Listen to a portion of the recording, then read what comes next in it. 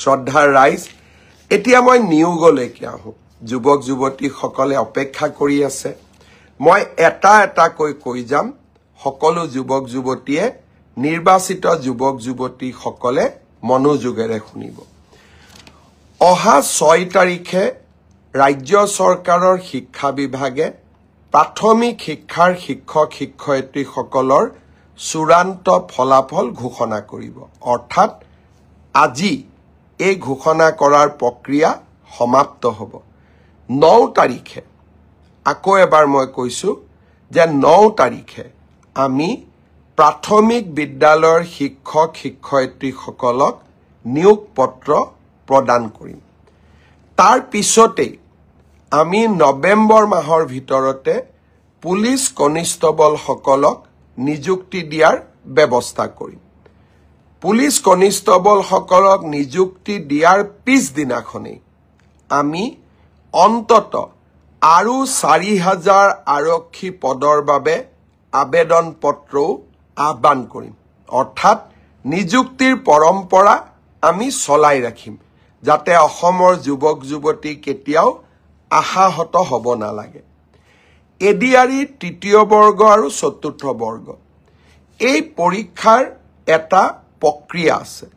result দিয়াৰ পিছত আমি লটাৰী বা ৰেণ্ডমাইজেশ্যনৰ জৰিয়তে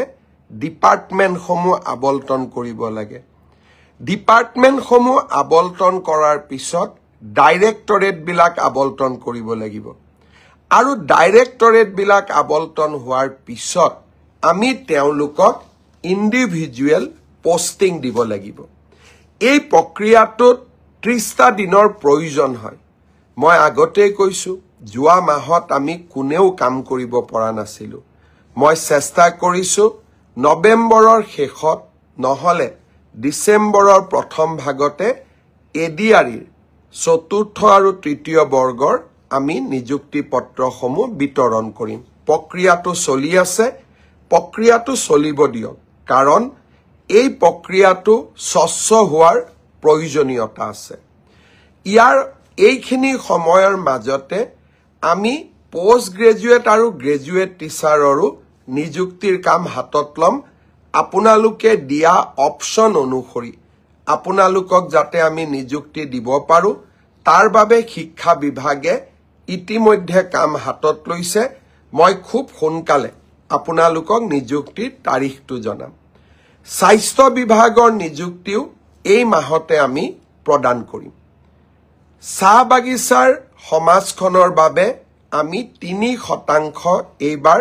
চৰকাৰী চাকৰিত আৰক্ষণ কৰিছিলো গুটেই কেটা নিযুক্তি দিয়াৰ পিছত আমি